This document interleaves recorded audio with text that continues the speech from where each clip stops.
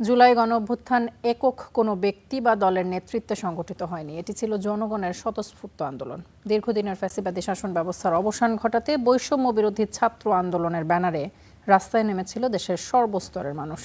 আর সেই আন্দোলনের সবচেয়ে বড় অর্জন ছিল তৎকালীন স্বৈরাচার প্রধানমন্ত্রী শেখ হাসিনা সরকারের পতন। স্টার নিউজকে দেওয়া একান্ত সাক্ষাৎকারে এসব কথা বলেছেন এনসিপির আহ্বায়ক এবং জুলাই আন্দোলনের অন্যতম নেতা নাহিদ ইসলাম। মাজহারুল ইসলামের রিপোর্ট।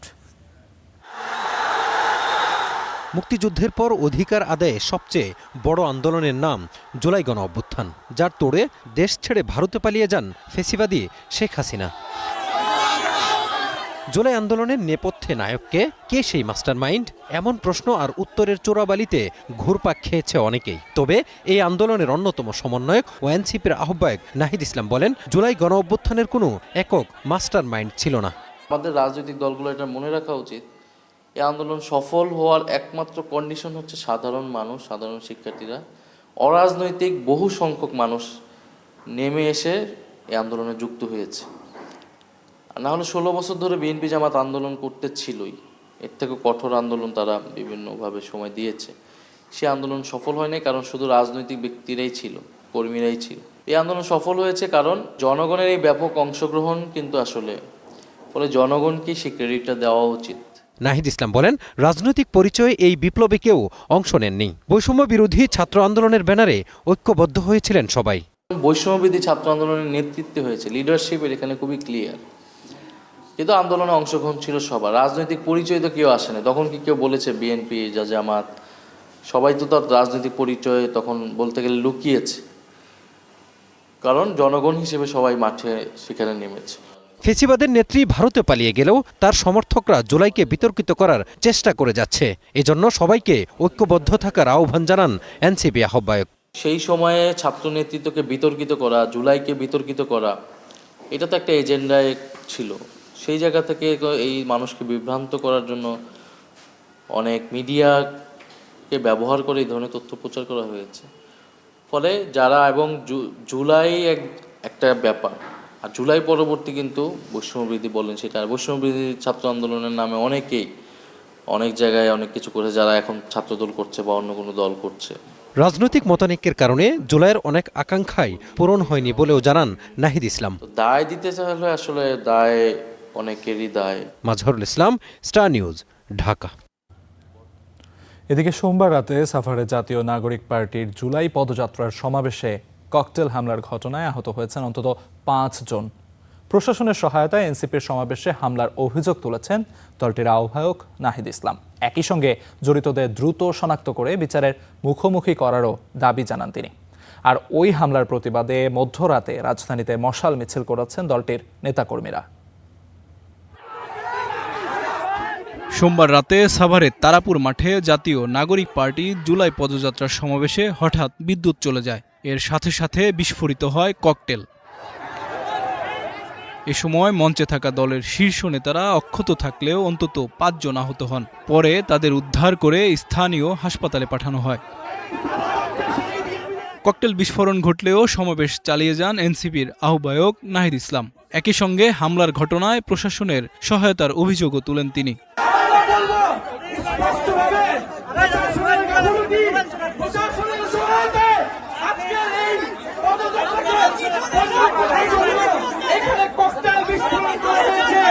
ঘটনার পর সাভার মডেল থানার সামনে বিক্ষোভ করেন এনসিপির নেতাকর্মীরা।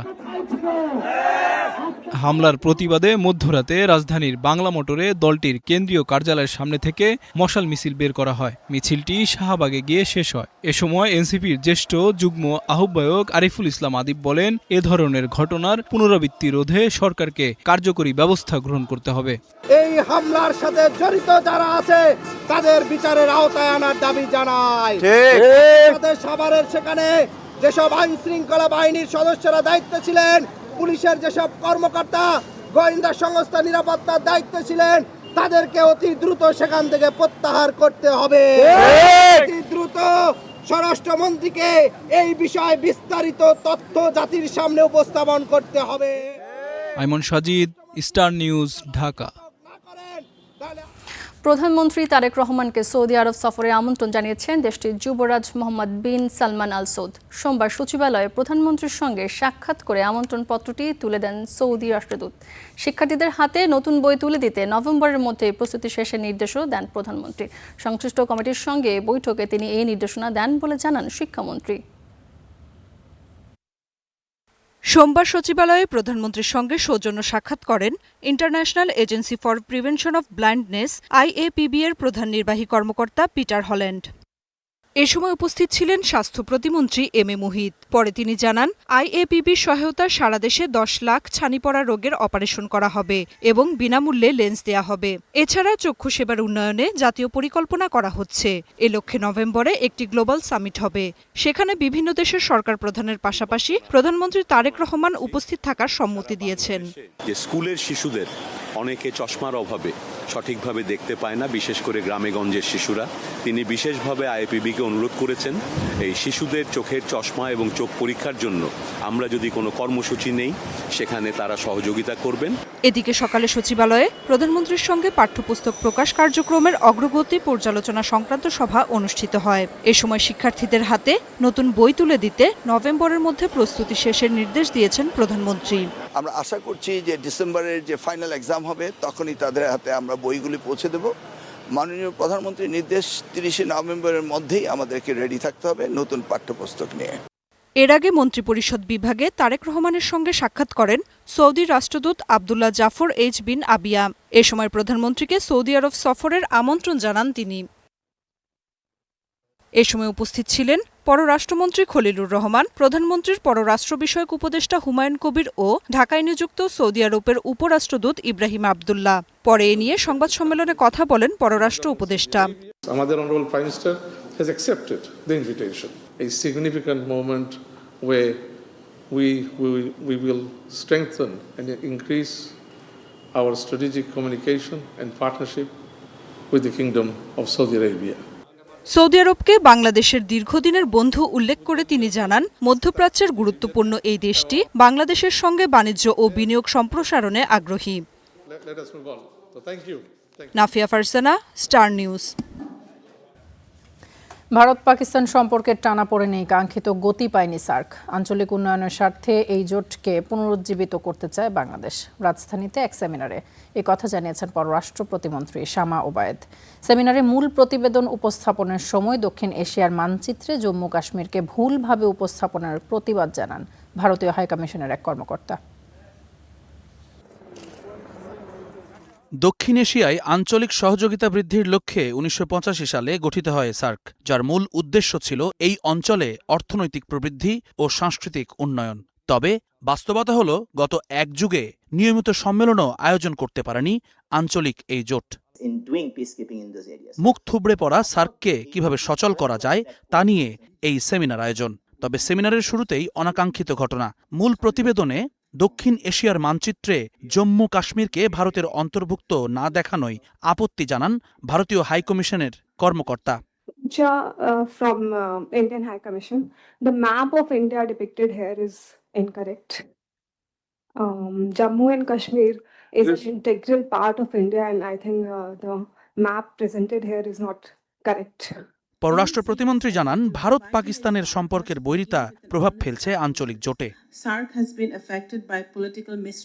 দ্বিপাক্ষিক সম্পর্কে টানাপোড়েন সার্কের গতিকে বাধাগ্রস্ত করছে। বিগত সময়ে সার্ক রাজনৈতিকভাবে সীমাবদ্ধ থাকলেও প্রতিষ্ঠান হিসেবে এটি সবসময় প্রাসঙ্গিক। রাজনৈতিক অনাস্থা, দ্বিপাক্ষিক সম্পর্কের বৈরিতা, সীমান্তের অস্থিরতা সার্ককে ক্ষতিগ্রস্ত করছে। বিশেষভাবে ভারত পাকিস্তানের চলমান অস্থিরতা সার্কের কার্যক্রম চালাতে সমস্যা তৈরি করছে। তবে সার্কের ব্যাপারে এখনও আশাবাদী বাংলাদেশ। আঞ্চলিক উন্নয়নের স্বার্থে সবাইকে ইতিবাচক মনোভাব নিয়ে কাজ করার আহ্বান প্রতিমন্ত্রীর। বাংলাদেশ সার্ক পুনরুজ্জীবিত করতে কার্যকরী ভূমিকা রাখতে চায়। বাস্তবতা বিবেচনায় সর্বোচ্চভাবে কিভাবে সার্ক সচল করা যায় তা চেষ্টা করতে হবে। সার্কের চ্যালেঞ্জগুলো শুধু রাজনৈতিক নয়, এটি প্রাতিষ্ঠানিক চ্যালেঞ্জও রয়েছে। এর কার্যক্রম বাস্তবায়ন, আর্থিক সক্ষমতা বাড়ানো সহ একে শক্তিশালী করতে কার্যকরী পদক্ষেপ নিতে হবে। as our shared institution and matched its promise. এদিন সরকারি যোগাযোগের বাইরে গিয়ে বাণিজ্য, শিক্ষা, সংস্কৃতি ও কৌশলগত সহযোগিতা বাড়ানোর মধ্য দিয়ে দক্ষিণ এশিয়ায় সার্ককে গতিশীল করার পরামর্শ দেন বক্তারা।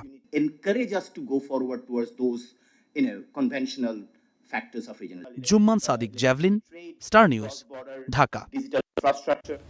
দর্শক, দিনের শুরুটা অনেকেই করেন পত্রপত্রিকা পড়ার মধ্য দিয়ে। স্টার নিউজের পর্দায় সকাল থেকেই নানা খবরাখবর জানাচ্ছিলাম। পত্রপত্রিকায় দৈনিক পঠিত যে পত্রপত্রিকাগুলো রয়েছে তাতে কি কি শিরোনাম স্থান পেয়েছে সেই খবরাখবরগুলো একটু জানতে চাই, জানাতে চাই দর্শকদের। সেই খবরাখবর নিয়ে আমাদের সঙ্গে রয়েছেন আলিফ। তার আপনাকে অসংখ্য ধন্যবাদ। ঠিক আপনি যেমনটি বললেন যে দিনের শুরুটা অনেকেই করে থাকেন পত্রপত্রিকার পাতায় চোখ বোলাতে বোলাতে এবং প্রধান শিরোনামগুলো দেখতে দেখতে। দর্শকদের সেই কাজকে অনেকাংশে সহজ করে দিতে স্টার নিউজের পর্দায় প্রতিদিন গুড মর্নিং বাংলাদেশে আমাদের নিয়মিত আয়োজনে আমরা যে কাজটি করে থাকি, দেশের সর্বাধিক পঠিত যে দৈনিকগুলো রয়েছে সেই দৈনিকগুলোর প্রথম পাতায় কি কি শিরোনাম উঠে এসেছে সেগুলো আসলে দর্শকদের জানানোর চেষ্টা করি। তো আজ যদি আমরা দৈনিক প্রথম আলোর দিকে তাকাই, সেখানে প্রথম পাতায় প্রথম যে শিরোনামটি করা হয়েছে সেটি হচ্ছে ক্রয় ক্ষমতা কমছে 53 মাস ধরে।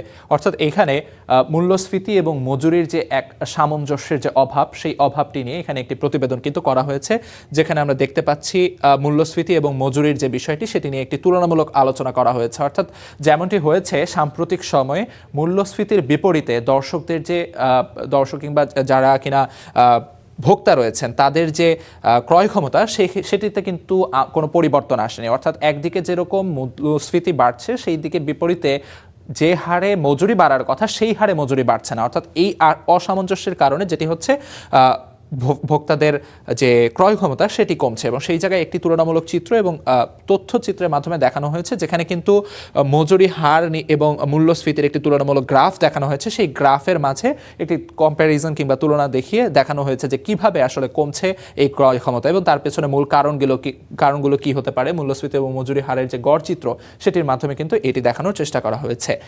সেই সঙ্গে পরবর্তী যে শিরোনামটি রয়েছে সেখানে আসলে দেখা যাচ্ছে ঘুম থেকে চিরঘুমে 2 পরিবারের 7 জন। অর্থাৎ এখানে গতদিন যে কক্সবাজারে আসলে ভূমি ধসে রোহিঙ্গা ক্যাম্পের বেশ কয়েকজন রোহিঙ্গা শরণার্থী এবং সেই সঙ্গে কক্সবাজারের এক বাসিন্দা সহ মোট 9 জন মৃত্যু হয়েছে, 9 জনের যে মৃত্যু হয়েছে সেই খবরটি এখানে প্রতিবেদন করা হয়েছে এবং সেই প্রতিবেদনের শিরোনাম আমরা দেখছিলাম। দর্শক, আপনারা জেনে থাকবেন গতদিন আমরা স্টার নিউজের পর্দায় দেখানোর চেষ্টা করছিলাম আসলে যে সমুদ্রে লঘুচাপ থেকে যে নিম্নচাপের পরিবর্তন এবং সেই পরিবর্তনের কারণে যেটি হয়েছে প্রবল ভারী বর্ষণ এবং সেই ভারী বর্ষণের কারণেই কিন্তু এই পাহাড় ধসের ঘটনা ঘটেছে এবং সেই জায়গায় যদিও আগে থেকে প্রশাসনের নির্দেশনা ছিল ক্যাম্প খালি করে দেওয়ার যে বিষয়টি বা ঝুঁকিপূর্ণ স্থান এড়িয়ে যাওয়ার যে বিষয়টি, সেই নির্দেশনা না মানার কারণেই কিন্তু এই প্রাণহানির ঘটনাটি ঘটেছে। এবং সেই সঙ্গে পাশেই যে প্রতিবেদনটি দেখা যাচ্ছে তার শিরোনাম করা হয়েছে সাভারে এনসিপির সমাবেশ চলাকালে বিস্ফোরণ, আহত 4। অর্থাৎ গত বছরের মতো এবছরও কিন্তু জুলাই পদযাত্রা করছে এনসিপি এবং সেই জুলাই পদযাত্রার অংশ হিসেবে গতকালকের কর্মসূচি ছিল আসলে সাভারে এবং সেই সাভারে তাদের যে কর্মসূচির মাঝে সেখানে কিন্তু সেখানে আসলে লোডশেডিংয়ের মাঝে অর্থাৎ বিদ্যুৎ সংযোগ চলে যায় এবং সেই বিদ্যুৎ সংযোগ চলে যাওয়ার মাঝেই কিন্তু ককটেল বিস্ফোরণ হয় এবং সেই ককটেল বিস্ফোরণের যে ঘটনা সেটি নিয়ে এখানে আসলে প্রতিবেদন করা হয়েছে। সেই সঙ্গে স্বাভাবিকভাবেই ফুটবল বিশ্বকাপ চলছে, ফুটবল বিশ্বকাপের খবরও এখানে প্রথম পাতায় রয়েছে। যেমনটি আসলে শিরোনামে দেখা যাচ্ছে গত রাতের যে ম্যাচটি চলে গেছে সেই ম্যাচ নিয়ে এখানে শিরোনাম করা হয়েছে। পর্তুগাল এবং স্পেনের যে খেলা, সেই খেলায় পর্তুগাল কিন্তু 1-0 গোলে হেরেছে। অর্থাৎ 90 মিনিটের পরে স্টপেজ টাইমে গিয়ে স্পেনের গোলে কিন্তু পর্তুগালের হৃদয় ভঙ্গ হয়েছে। সেই সঙ্গে আসলে রোনালদোর বিশ্বকাপ যাত্রাও কিন্তু এখানেই থেমে গেছে এবং সেই সঙ্গে আজ আর্জেন্টিনা খেলা রয়েছে, সেটি আসলে প্রতিবেদন করা হয়েছে। মোটামুটি দৈনিক প্রথম আলোতে এই ছিল। এ পর্যায়ে যদি আমরা দৈনিক সমকালের দিকে তাকাই, দৈনিক সমকালের প্রথম পাতায় প্রথম যে শিরোনামটি করা হয়েছে সেটি হচ্ছে সংসদে নিষ্প্রভ জামায়াত এবং এমপিদের ভূমিকায় বিব্রত। অর্থাৎ সংসদের যে বিষয়টি সেই বিষয়টিতে সরকার এবং বিরোধী দলের যে ভূমিকা থাকার কথা সেই ভূমিকার জায়গাতে কিন্তু কিছুটা আসলে সংসদের যারা বিরোধী দল রয়েছে সেই বিরোধী দলের যে সরকারকে জবাবদিহিতার আওতায় আনার যে প্রসঙ্গটি বা কথাটি রয়েছে সেটি তারা যথাযথভাবে করতে পারছে না। বিশ্লেষকরা কিন্তু এমন কথা বলছেন, যদিও জামায়াত বা এনসিপি সহ 11 দলীয় জোটের পক্ষ থেকে দাবি করা হচ্ছে যে স্মরণকালের সবচেয়ে শক্তিশালী বিরোধী দল আসলে তারা এবং কিছু ভূমিকার জায়গাতে যে ধরনের প্রশ্ন উঠছে সেই প্রশ্নগুলো নিয়ে তারাও ওয়াকিবহাল এবং যেমনটি আসলে বলা হচ্ছে যে সরকার দলীয় কিংবা বিরোধী দলীয় যারা এমপি রয়েছেন তারা আসলে দীর্ঘদিন ধরে আসলে সংসদের সঙ্গে সম্পৃক্ত না থাকার কারণে হয়তো তারা ঠিক যেভাবে আসলে কথা বলা দরকার কিংবা যে ধরনের পূর্ব প্রস্তুতি নিয়ে আসলে সংসদে কথা বলা দরকার সেই কথাগুলো বা সেইভাবে হয়তো তারা করতে পারছেন না, এবং সেই বিষয়গুলো নিয়ে এখানে কিন্তু কথা রয়েছে। এবং এমপি যারা রয়েছেন কিংবা সংসদ সদস্য যারা রয়েছেন তাদের যে ভূমিকা বা তাদের যে কথাগুলো বলা দরকার, জনগণের হয়ে যে কথা বলা দরকার, সেই কথাগুলো আসলে তারা কতখানি বলতে পারছেন সেই বিষয়গুলো কিন্তু এখানে প্রতিবেদনে দেখানো রয়েছে। এবং পরবর্তীতেই কিন্তু আমরা দেখতে পাচ্ছি সংসদের এই কার্যক্রম নিয়ে আরও একটি প্রতিবেদন করা হয়েছে, সেখানে সরকারি দলের যে ভূমিকা সেই ভূমিকা নিয়েও প্রশ্ন তোলা হয়েছে। এ পর্যায়ে যেমনটি আসলে দেখতে পাচ্ছি বাজেট পরবর্তী যে কথাগুলো হয় সেই কথাগুলো নিয়েও কিন্তু এখানে একটি শিরোনাম করা হয়েছে, সেখানে সরকারি চাকরিজীবীদের বেতন 100% পর্যন্ত বাড়তে পারে, অর্থাৎ সচিব কমিটির যে সুপারিশ সেই সুপারিশের বিষয়টি কিন্তু প্রতিবেদনে উঠে এসেছে। যেমনটি আমরা প্রথম আলোতে দেখছিলাম আসলে কর্মীদের যে মজুরি সেই মজুরি এবং মূল্যস্ফীতির ব্যাপারে একটি কথা বলা হচ্ছিল, সেই সঙ্গে এই প্রতিবেদনটি কিন্তু মোটামুটি একই রকম কাছাকাছি ধরনের বিষয়, যেখানে কিনা আসলে এই বেতন বাড়ার সঙ্গে সঙ্গে মূল্যস্ফীতির যে সম্পর্ক সেটিও এখানে উঠে এসেছে। তবে এই জায়গায় ফুটবল বিশ্বকাপের খবরাখবর বেশি অংশ জুড়ে রয়েছে, যেমনটি আসলে আমরা দেখছিলাম গতদিনের ম্যাচ ছিল ব্রাজিলের বিদায়, সেই বিষয়টি এখানে রয়েছে। আর্জেন্টিনার আজ খেলা রয়েছে, সেটি আসলে বলা হয়েছে মেসিদের অপেক্ষায় কানকাস, এবং রোনালদোর যে যাত্রা সমাপ্ত হয়েছে বিশ্বকাপ যাত্রা সেটি আসলে এখানে প্রতিবেদনে উঠে এসেছে। মোটামুটি বড় দাগে এই ছিল আসলে দৈনিক সমকালে। দৈনিক যুগান্তরের দিকে যদি তাকাই, সেটি আসলে প্রথম যে শিরোনাম সেটি হচ্ছে সরকারি যে প্রকল্পগুলো রয়েছে সেই প্রকল্পের নানা অনিয়ম নিয়ে একটি প্রতিবেদন করা হয়েছে, যার শিরোনাম করা হয়েছে অপচয় অনিয়মের পাহাড়। কর্ণফুলী টানেল যে প্রকল্প সেই প্রকল্প নিয়ে কিন্তু কথা বলা হয়েছে, অর্থাৎ এখানে একটি সামগ্রিক চিত্র তুলে ধরা হয়েছে যেটির লুটপাটের যে বিষয়টি সেই বিষয়টি নিয়ে এখানে কথা বলা হয়েছে। যেমনটি আসলে বাগান করা কিংবা যারা কর্মকর্তা রয়েছেন তাদের গাড়ির যে খরচ, এই সব কিছু মিলিয়ে আসলে যে ধরনের খরচ শুরুতে ধারণা করা হয়েছিল তার থেকে কিন্তু ব্যবহার অনেক কম হচ্ছে, কিন্তু ব্যয় কিন্তু যা হওয়ার সেটি হয়ে গেছে। সেখানে একটি লুটপাটের সংখ্যা রয়েছে এবং সেই বিষয়টি এখানে প্রতিবেদন করা হয়েছে। সেই সঙ্গে বেশ কিছু তথ্যচিত্রের মাধ্যমে আসলে দেখানো হয়েছে যে কোথায় কোথায় আসলে কোন খাতে কিভাবে আসলে দুর্নীতি কিংবা অনিয়মের যে অভিযোগগুলো রয়েছে সেই অভিযোগগুলো নিয়ে আসলে কথা বলা হয়েছে। যেমনটি আসলে বলা হয়েছে যে ট্রোলে পরিচালন যে ব্যয় সেটি আসলে ওঠার কথা, কিন্তু সেটি কিন্তু উঠছে না, সে বিষয়টি এখানে রয়েছে। সেই সঙ্গে দিনে 10 লাখ টাকা করে লোকসানের একটি সংখ্যা কিন্তু রয়েছে, সে বিষয়টি এখানে বলা হয়েছে। এবং যেমনটি আসলে বলছিলাম যে সরকারি কর্মকর্তা যারা রয়েছেন তাদের যানবাহন কিংবা তাদের চলাচলের জন্য যে যানবাহনগুলো ছিল সেই যানবাহনগুলোতে যে অনিয়ম রয়েছে সেটিও আসলে এখানে প্রতিবেদনে বলা হয়েছে। যেমনটি আসলে বলা হচ্ছে যে পূর্বাভাস, অর্থাৎ শুরুতে যেমনটি বলা হয়েছিল যে দৈনিক 17,375টি আসলে যানবাহন চলাচল করবে, কিন্তু বাস্তবে দেখা যাচ্ছে 4,500, অর্থাৎ যেটি আসলে বাস্তব ব্যয় তার থেকে অনেক বেশি ব্যয় দেখিয়ে কিন্তু প্রকল্পের ব্যয় দেখানো হয়েছিল এবং সেটি কিন্তু মোটামুটি লুটপাটের খাতায় চলে গেছে। এই বিষয়গুলো আসলে প্রতিবেদনে দেখানো হয়েছে। পাশাপাশি জুলাই যেহেতু চলছে, 24 জুলাইয়ে আসলে আজকের এই দিনে কি কি কর্মসূচি ছিল বা কিভাবে আসলে জুলাই বিপ্লবের যে অগ্রগতি সেই বিষয়গুলো নিয়ে কিন্তু দৈনিক যুগান্তর প্রতিদিনের মতো আজও একটি প্রতিবেদন করেছে, যেখানে শিরোনাম করা হয়েছে বৃহত্তর রূপ নেয় কোটা বিরোধী আন্দোলন, অর্থাৎ এই জায়গায় আসলে ঘটনা প্রবাহ কি ছিল সেই বিষয়টি আসলে তুলে ধরা হয়েছে। সেই সঙ্গে পাশে একটি প্রতিবেদন দেখতে পাচ্ছি যেখানে আসলে বলা হয়েছে আর্থিক সংকটে কাটছাট হচ্ছে নবম পে স্কেল, অর্থাৎ পে স্কেল নিয়ে এখানে একটি প্রতিবেদন করা হয়েছে। সেই সঙ্গে নিচে এখানে কিছু প্রতিবেদন রয়েছে যেখানে ফুটবল বিশ্বকাপের খবর রয়েছে, অন্যান্য পত্রিকার মতো একই ধরনের খবর এখানেও, এবং কক্সবাজারে যে ভূমি ধসে নিহতের সংখ্যা সেই ব্যাপারটি নিয়ে এখানে প্রতিবেদনে বলা হয়েছে। এ পর্যায়ে যদি আমরা দৈনিক আমার দেশে দেখতে চাই, দৈনিক আমার দেশের প্রথম পাতায় আসলে যে শিরোনামটি প্রথম শিরোনাম সেটি হচ্ছে বিতর্ক পিছু ছাড়ছে না জামায়াত এমপিদের। যেমনটি আসলে কিন্তু আমরা দৈনিক সমকালেও দেখছিলাম যে এমপি যারা রয়েছেন, সংসদ সদস্য যারা রয়েছেন তাদের ভূমিকা নিয়ে নানা প্রশ্ন উঠছে এবং সেই যে বিতর্কের জায়গাটি সেই জায়গাটি নিয়ে এখানে প্রতিবেদনে বলা হয়েছে, অর্থাৎ বিভিন্ন ইস্যু নিয়ে সংসদে যে বিব্রতকর পরিস্থিতিতে আসলে পড়তে হচ্ছে জামায়াত এমপিদের তাদের বিভিন্ন বক্তব্যের কারণে সেই বিষয়গুলো এখানে রয়েছে এবং এই ব্যাপারটি নিয়ে যে আসলে দলের হাইকমান্ড থেকে কি নির্দেশনা আসতে যাচ্ছে সেই বিষয়গুলো নিয়ে এখানে প্রতিবেদনে স্পষ্টভাবে উল্লেখ করা হয়েছে। বলা হয়েছে কঠোর অবস্থানে আছে হাইকমান্ড এবং সংশ্লিষ্টদের সতর্ক করে, অর্থাৎ তাদের এই বেপরোয়া বক্তব্য কিংবা ভাইরাল যে বক্তব্যগুলো রয়েছে সেগুলো নিয়ে আসলে হাইকমান্ডের পক্ষ থেকে কিন্তু তাদেরকে সতর্ক করা হয়েছে, এমন কথা আসলে প্রতিবেদনে দাবি করা হচ্ছে। সেই সঙ্গে জুলাই বিপ্লবের যে ঘটনা প্রবাহ সেটি আসলে দৈনিক আমার দেশও করছে এবং সেখানেও কিন্তু প্রথম যে শিরোনামটি করা হয়েছে সেটি হচ্ছে বাংলা ব্লকেতে অচল দেশ, অর্থাৎ এই পর্যায়ে এসে 24 জুলাই যেটি আসলে হয়েছিল বাংলা ব্লকের চালু হয়েছিল সেই বিষয়টি আসলে প্রতিবেদনের মাধ্যমে এখানে বলা হয়েছে।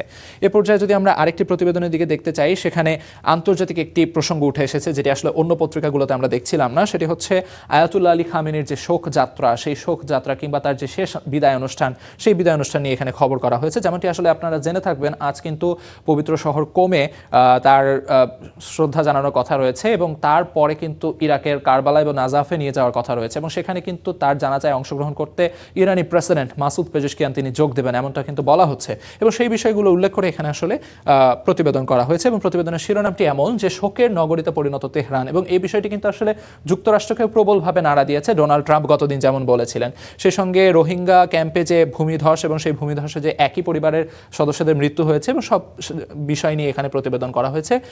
সেই সঙ্গে সাম্প্রতিক যে আইন শৃঙ্খলা পরিস্থিতি সেটি নিয়ে একটি প্রতিবেদন দেখা যাচ্ছে। ধর্ষণ ও হত্যা মামলায় 3 জেলায় 9 জনের মৃত্যুদণ্ড, অর্থাৎ এই জায়গায় বিচার নিশ্চিত করার যে বিষয়টি সেটি আসলে প্রতিবেদনে উঠে এসেছে। ফুটবল বিশ্বকাপ চলছে, স্বাভাবিকভাবে ফুটবল বিশ্বকাপের খবর আমরা দেখতে পাচ্ছি। ব্রাজিলের বিদায় বিলাপ, নরওয়ের আনন্দ উল্লাস, অর্থাৎ ব্রাজিল বনাম নরওয়ে যে ম্যাচটি ছিল গতদিন সেটি আসলে এখানে প্রতিবেদনের শিরোনাম করা হয়েছে। এ পর্যায়ে যদি আমরা দ্য নিউ এজ দেখতে চাই, দ্য নিউ এজের যে বিষয়গুলো ছিল সেগুলো যদি সংক্ষেপে আপনাদের জানিয়ে দিতে চাই, প্রথম যে শিরোনামটি দেখতে পাচ্ছি সেটা হচ্ছে ল্যান্ডস্লাইড কিল 8 রোহিঙ্গাস অ্যামং 10, অর্থাৎ এই জায়গায় আসলে সেই অন্যান্য পত্রিকায় যেমনটি আসলে দেখাচ্ছিলাম যে কক্সবাজার রোহিঙ্গা ক্যাম্পে সেখানে কিন্তু ভূমিধসের ঘটনা ঘটেছে এবং সেই ভূমিধসের ঘটনায় যে মৃত্যু সেই খবরটি আসলে এখানে প্রতিবেদন করা হয়েছে। যেমনটি আসলে বলা হয়েছে, mother buried with 3 children in slip, tourist trapped in Bandarban, অর্থাৎ এই ভূমিধসের কারণে কিন্তু যারা পর্যটক রয়েছেন বান্দরবানে তারা আসলে মোটামুটি আটকা পড়ে গেছেন এবং সেই বিষয়টি আসলে এখানে প্রতিবেদনে বলা হয়েছে। সেই সঙ্গে আমরা দেখতে পাচ্ছি আরেকটি প্রতিবেদন রয়েছে যেখানে বলা হচ্ছে 15th constitution amendment made state autocrat council, যেমনটি বলেছে আসলে, অর্থাৎ এই জায়গায় সংবিধানের যে বিষয়টি সেই সংবিধানের 15তম সংশোধন, সেই 15তম সংশোধনের যে বিষয়টি সেটি আসলে ফ্যাসিবাদী যে কাঠামো সেটির আসলে একটি নির্দেশক এবং সেটি আসলে এখানে বলা হচ্ছে। সেই সঙ্গে 3 minority people killed in Khagrachhari gun fight, অর্থাৎ বন্দুক যুদ্ধে 3 যারা স্থানীয় রয়েছেন সেই 3 জন কিন্তু মারা গেছেন এমনটি আসলে বলা হচ্ছে, অর্থাৎ ক্ষুদ্র নৃগোষ্ঠীদের কথা উল্লেখ করা হয়েছে। সেই সঙ্গে inflation bites despite slight fall in June, অর্থাৎ যেটি মূল্যস্ফীতি নিয়ে কথা হচ্ছিল দৈনিক প্রথম আলোতে সেটি আসলে এখানে উল্লেখ করা হয়েছে যে কিছুটা ইনফ্লেশন বা মূল্যস্ফীতি কিছুটা কমলেও তবে সেটি কিন্তু আসলে যথাযথভাবে, অর্থাৎ যতখানি কমা দরকার ছিল তেমন কিন্তু কমেনি এমনটি বলা হচ্ছে। সেই সঙ্গে ব্রাজিলের যে খেলা সেটি আসলে শিরোনাম করা হয়েছে Ancelotti fails in mission to end Brazil's woe, অর্থাৎ স্বাভাবিকভাবে ব্রাজিল দলের দায়িত্ব নিলে যে প্রত্যাশার চাপ থাকে সেই চাপটি আসলে অ্যাঞ্চেলোত্তি সঠিকভাবে বহন করতে কিংবা প্রত্যাশা পূরণে ব্যর্থ এমনটি আসলে শিরোনামে বলা হয়েছে। তো মোটা দাগে দ্য নিউ এজ পত্রিকায় এমন ছিল এবং একই সঙ্গে আমরা আসলে দেখিয়ে দেওয়ার চেষ্টা করছিলাম সমস্ত পত্রিকাগুলোতে আসলে ঘুরে ফিরে কিন্তু সেই বিষয়গুলো উঠে এসেছে। কক্সবাজারে যে ভূমিধস সেটি উঠে এসেছে, সেই সঙ্গে বাজেট পরবর্তী মূল্যস্ফীতি এই ব্যাপারগুলোই কিন্তু ঘুরে ফিরে এসেছে। তো মোটামুটি এই ছিল আসলে দৈনিক পত্রিকাগুলোর শিরোনাম যা আপনাদের জানানোর চেষ্টা করছিলাম। এ পর্যায়ে আমরা ফিরে যেতে চাই আমাদের মূল স্টুডিওতে, সেখানে আছেন সহকর্মী তামান্না। আলিফ, অসংখ্য ধন্যবাদ আপনাকে পত্রপত্রিকার খবরাখবরগুলো জানাচ্ছিলেন। আরও কিছু খবর জানাতে চাই। হামির প্রাদুর্ভাব কিছুটা নিয়ন্ত্রণে এলেও মিলছে না স্বস্তি। বর্ষার শুরুতেই বাড়ছে ডেঙ্গু আক্রান্ত এবং মৃত্যুর সংখ্যা। বিশেষজ্ঞরা সতর্ক করেছেন এখনই কার্যকর ব্যবস্থা না নিলে আগস্টে পরিস্থিতি আরও ভয়াবহ হতে পারে। হাসপাতালের একটি শয্যা খালি না হতেই সেখানে উঠছেন আরেক রোগী। কিছুদিন আগেও যে ওয়ার্ডগুলোতে ছিল হামে আক্রান্ত শিশুদের ভিড়, সেখানে এখন বাড়ছে ডেঙ্গু রোগীর সংখ্যা। চলতি বছরের শুরুতে ডেঙ্গুর চাপ ছিল অনেকটাই কম, কিন্তু জুনে এসে বদলে যায় চিত্র। স্বাস্থ্য অধিদপ্তরের তথ্য বলছে, জানুয়ারি থেকে জুন এই 6 মাসে দেশের বিভিন্ন হাসপাতালে ভর্তি হয়েছেন 6104 জন ডেঙ্গু রোগী। এর মধ্যে প্রায় অর্ধেকই ভর্তি হয়েছেন শুধু জুন মাসে। মৃত্যুর পরিসংখ্যানেও বাড়ছে উদ্বেগ। বছরের প্রথম 5 মাসে ডেঙ্গুতে প্রাণ হারান 5 জন, অথচ জুন মাসে মৃত্যু হয়েছে 13 জনের। কীটতত্ত্ববিদদের আশঙ্কা, জুনের তুলনায় আগস্টে ডেঙ্গু সংক্রমণ 3 থেকে 4 গুণ পর্যন্ত বাড়তে পারে। এই মুহূর্তে যেহেতু এডিস মশার ঘনত্বের ইন্ডেক্স বেশি আছে, তাই প্রতিদিনই ডেঙ্গু রোগীর সংখ্যা বাড়বে। এখন থেকে আপনি দেখবেন বাড়তে বাড়তে এটি জুলাই এবং পার হয়ে আগস্ট এবং সেপ্টেম্বর, এই 2 মাসের একটি মাসে বড় রকমের একটা হিট করবে ডেঙ্গি বাংলাদেশে। এখনই এডিস মশার নিয়ন্ত্রণ ব্যবস্থাটাকে আমরা জোরদার করতে না পারি, তাহলে কিন্তু পরিস্থিতিটি আমাদেরকে মোকাবেলা করতে হবে। বিশেষজ্ঞদের মতে এবার শুধু রাজধানী নয়, ঢাকার বাইরেও সংক্রমণ বেশি ছড়িয়ে পড়ার আশঙ্কা রয়েছে। তাই এখনই দেশের সব জেলা শহরে সমন্বিত মশক নিয়ন্ত্রণ কার্যক্রম জোরদারের তাগিদ দিচ্ছেন তারা। এই কয়েকটি স্পেসিফিক জায়গাতে অনেক বেশি হবে, সেটা বরিশাল ডিভিশনের কয়েকটি জেলা, চট্টগ্রাম বিভাগের কয়েকটি জেলা, আমাদের ময়মনসিংহ আছে, বাগেরহাট আছে, আমাদের ঢাকার আশপাশে মানিকগঞ্জ, নরসিংদী, গাজীপুর, এই জেলাগুলোতে অনেক বেশি বাড়বে। স্বাস্থ্য অধিদপ্তর বলছে, সম্ভাব্য পরিস্থিতি বিবেচনায় জেলা ও উপজেলা পর্যায়ের হাসপাতালগুলোকে প্রস্তুত রাখা হয়েছে। কোঅর্ডিনেশন আমাদের মধ্যে গতকাল মিটিং হয়েছে, স্থানীয় সরকার, স্বাস্থ্য মন্ত্রণালয় এবং অন্যান্য যারা ইনভলভ থাকে সবাইকে নিয়ে হ্যাঁ প্রয়োজনীয় যে ব্যবস্থা গ্রহণ করা সেগুলো করা হচ্ছে ডেঙ্গু ডেথ রিডাকশনের জন্য বা ডেঙ্গু প্রিভিলেন্স কমানোর জন্য। একই সঙ্গে দ্রুত রোগ শনাক্ত, চিকিৎসা এবং জনসচেতনতার ওপরও জোর দেয়া হচ্ছে বলে জানিয়েছে স্বাস্থ্য অধিদপ্তর। Mahmudul Hasan, star News, Dhaka. 11 জুলাইয়ের মধ্যে সব বেসরকারি ক্লিনিকে স্বাভাবিক ডেলিভারির জন্য লেবার রুম চালু না করা হলে লাইসেন্স বাতিলের হুঁশিয়ারি দিয়েছেন স্বাস্থ্যমন্ত্রী। পুরোপুরি সুস্থ হওয়ার আগ পর্যন্ত কোনো ডেঙ্গু রোগীকে হাসপাতাল ছেড়ে ছাড়পত্র না দেওয়ার নির্দেশও দেন তিনি। বাংলাদেশ মিডওয়াইফ সোসাইটির আয়োজনে জাতীয় পর্যায়ের অ্যাডভোকেসি কর্মশালায় যোগ দেন স্বাস্থ্য ও পরিবার কল্যাণ মন্ত্রী সরদার মোহাম্মদ সাখাওয়াত হোসেন। অনুষ্ঠানে প্রধান অতিথির বক্তব্যে স্বাস্থ্যমন্ত্রী বলেন, দেশের সব বেসরকারি ক্লিনিকে আগামী শনিবারের মধ্যে বাধ্যতামূলকভাবে লেবার রুম চালুর নির্দেশ দেওয়া হয়েছে। নির্দেশনা না মানলে সংশ্লিষ্ট ক্লিনিকের লাইসেন্স বাতিল করা হবে বলেও হুঁশিয়ারি দেন তিনি। প্রতিটা জায়গায় মিডওয়াইফারদের চাকরির ব্যবস্থা করতে হবে, not for job but for services to the nation. আমরা যদি আমাদের মায়েদের স্বাস্থ্য, বাচ্চাদের স্বাস্থ্যের উন্নতি না ঘটাতে পারি, আমরা দেশের উন্নতি করতে পারবো না। আমরা এটা রিয়েলাইজ করি। আগামী শনিবারের মধ্যে বাংলাদেশের সকল ক্লিনিকগুলিতে লেবার রুম প্রতিষ্ঠিত করতে হবে। যারা না করবে তাদের লাইসেন্স বাতিল করে দেব এবং সেই ক্লিনিক বন্ধ করে দেব। ডেঙ্গু পরিস্থিতি নিয়েও একাধিক নির্দেশনার কথা জানান স্বাস্থ্যমন্ত্রী। তিনি বলেন, সম্পূর্ণ সুস্থ না হওয়া পর্যন্ত কোনো ডেঙ্গু রোগীকে হাসপাতাল থেকে ছাড় দেওয়া হবে না। আগামী 7 দিনের মধ্যে সারা দেশে এডিস মশার লার্ভা ধ্বংসে বিশেষ ট্যাবলেট সরবরাহ করা হবে বলেও জানান তিনি। এখনকার ডেঙ্গুতে আপনারা ওই যে platelet is not the main factor. Platelet fall করলে মরে যায় না, মৃত্যু ঘটে প্লাজমা লিকেজ হলে ব্লাড থেকে। সেটার জন্য অনেক সময় অনেক রোগী জ্বর হলে চলে যায়, হসপিটাল থেকে চলে যায়। আমরা হসপিটালকে নির্দেশ দিয়েছি আমাদের ইউএইচওদেরকে, সিভিল সার্জনদেরকে, জ্বর চলে যাওয়ার পরেও যতক্ষণ না পর্যন্ত ডাক্তাররা সন্তুষ্ট হবে যে রোগী সম্পূর্ণরূপে ভালো, ততক্ষণ পর্যন্ত কোনো রোগীকে হাসপাতাল থেকে ছেড়ে দেওয়া হবে না। মাতৃস্বাস্থ্য সুরক্ষা, ডেঙ্গু ও হাম নিয়ন্ত্রণে একযোগে অবকাঠামো, জনবল এবং চিকিৎসা সেবা জোরদারের উপর গুরুত্বারোপ করেন স্বাস্থ্য ও পরিবার কল্যাণ মন্ত্রী। বলেন, জনসচেতনতার পাশাপাশি স্বাস্থ্যসেবার সক্ষমতা বাড়াতে সরকার ধারাবাহিকভাবে কাজ করছে। যে কারণে আমরা যে এই বছর 1 লক্ষ স্বাস্থ্যকর্মী নিব, তার মধ্যে 80,000 হবে ওমেন, মেয়ে লোক। মৌমিতা মৌ, স্টার নিউজ, ঢাকা। মাঠ পর্যায়ে কর্মরত প্রকৌশলীদের বেতন থেকে অন্যায়ভাবে কেটে নেওয়া হয়েছে কোটি কোটি টাকা। ঠিকাদার এবং প্রকল্প পরিচালকের যোগসাজশে এই অর্থ আত্মসাৎ করা হয়েছে, এমন অভিযোগ উঠে এসেছে সরকারের নিরীক্ষা প্রতিবেদনে। শুধু তাই নয়, দেশের 30টি পৌরসভায় পানি সরবরাহ এবং স্যানিটেশন নির্মাণ প্রকল্পটি আরও প্রায় 50 কোটি টাকার অনিয়মের তথ্য উঠে এসেছে। আরও বিস্তারিত মাহবুল ইসলামের রিপোর্টে। জনস্বাস্থ্য সুরক্ষা ও পরিবেশগত ঝুঁকি কমাতে 2019 সালে দেশের 30টি পৌরসভায় শুরু হয় পানি সরবরাহ ও স্যানিটেশন প্রকল্প। জনস্বাস্থ্য প্রকৌশল অধিদপ্তরের বাস্তবায়নে প্রায় 1596 কোটি টাকা ব্যয়ের এই প্রকল্পের মেয়াদ শেষ হয়েছে চলতি বছরের জুনে। প্রকল্পের শুরু থেকে চলতি বছরের এপ্রিল পর্যন্ত আর্থিক অগ্রগতি হয়েছে 83% এবং ভৌত অগ্রগতি 95%। তবে প্রকল্পটির বাস্তবায়নে বিভিন্ন ধাপে উঠে এসেছে একের পর এক অনিয়মের চিত্র। মাঠ পর্যায়ে কর্মরত আবাসিক প্রকৌশলীদের বেতন থেকে 6 কোটি 30 লাখ টাকা কেটে নিয়ে আত্মসাৎ করা হয়েছে। আইএমইডির মূল্যায়ন প্রতিবেদনে বলা হয়েছে, ঠিকাদার ও তৎকালীন প্রকল্প পরিচালকের যোগসাজশে এই অর্থ আত্মসাৎ করা হয়েছে।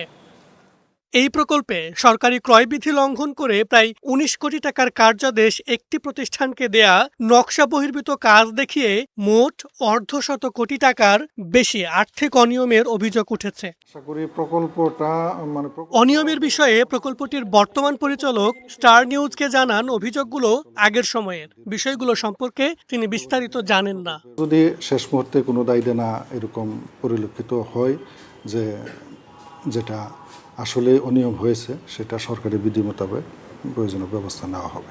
বিশেষজ্ঞদের মতে প্রকল্প বাস্তবায়নে সুশাসন ও কার্যকর জবাবদিহিতার অভাব থাকায় এত অনিয়ম হচ্ছে। তাদেরকে স্বচ্ছ এবং জবাবদিহিমূলক বাস্তবতায় নিয়ে আসার উপায় হচ্ছে আইনের প্রয়োগ করা।